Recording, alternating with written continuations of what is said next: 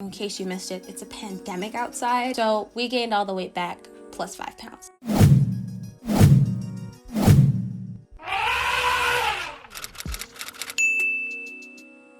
What is up, beautiful people? My name is Sarah Jane and welcome back to my channel. Today I actually wanted to film a little bit of an update video. I haven't been super consistent on YouTube for the past couple of weeks, and I wanted to tell you a little bit about what I've been going through, some of the challenges, discuss a little bit about weight gain, and what my plans are going forward in order to get myself back in order. So if you're interested in hearing about life after the keto, life after weight loss, and my goals for the future, please continue watching. If you're here, it's probably because you consume my content about the ketogenic diet and weight loss and things of that nature. And so since 2018 till about 2017 to about 2019, I've been keto for majority of that time. I lost 30 pounds. My lowest weight was 129 pounds and everything was going great. And then 2019, around the summer, my focus started to shift. I started a business. My focus shifted from prioritizing my health and fitness to prioritizing my business. What I noticed was a gradual decline in how strict I was on the ketogenic diet and how much I allowed myself to eat carbohydrates and how I essentially let myself go. The thing with letting yourself go is, while it's gradual, you didn't gain all that weight in a short period of time. You didn't lose all that weight in a short period of time. When you're gaining back weight, it usually takes some time too. I was being really irresponsible with my eating, and I didn't really see the effects of the weight gain until about January 2020. So I lived 2019 still reaping the benefits of my weight loss. My clothes were still fitting. I was still relatively small. I'd go on bouts of like a month or so on keto and then stop. Fast forward to 2020, I have gained all the weight back and more. Is this a result of saying the fact that keto is unsustainable?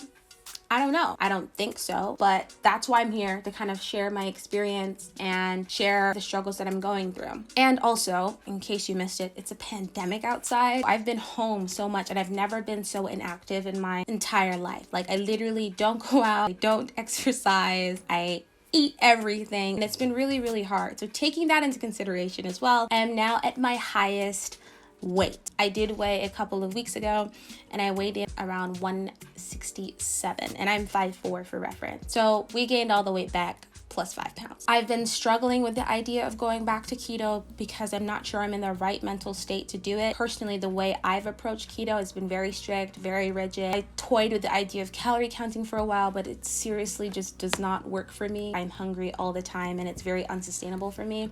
However, I never feel that way when I'm keto. I have decided that I'm going to take a more keto, paleo, low carb approach regardless of the angle that I choose to go. The 3 things I'm starting to do to prepare myself to get back into strict keto is I've been trying to eat a salad a day. So if we think to how we regularly eat, it's a lot of chicken nuggets, a lot of fried burgers, a lot of rice. It's not a lot of vegetable. When I was off the rails, I didn't eat much veg. I try and eat a salad a day to reintroduce veggies back into my diet. It does not always happen, but I have salad in my house. Sometimes that just looks like chicken on a salad with some coleslaw. I also nix the sodas, the sweet drinks, and the pops. I replaced the Sprite and like the fruit juice with sparkling waters, stevia sweetened water enhancers, flavored water, things like that. I've also been trying to make more conscious decisions when I go out to eat. I recognize that every decision that I make when it comes to my eating either helps me gain weight or helps me lose weight. Some of the things I've started doing is if I wanted to eat a burger, I'll do one of 2 things. I'll get the smaller burger meal. If I went to Burger King, I would get a junior Whopper meal versus a Whopper meal.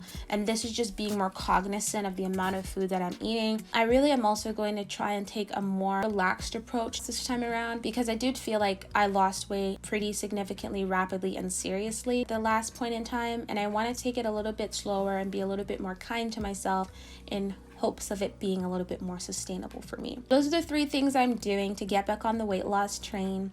My business is going great and I'm super, super grateful. I'm trying not to put so much importance on or pressure on myself and really just take it step by step. And I'll be sharing with you guys my process with that as well, as that I feel like keeps me super accountable and helps me along my journey. I will be posting low carb content. I will be posting lifestyle content, and I'll also be posting just how my weight loss is going I have filmed a lot of clips and videos and body shots of where I'm at right now, or where I've been for the past couple of weeks.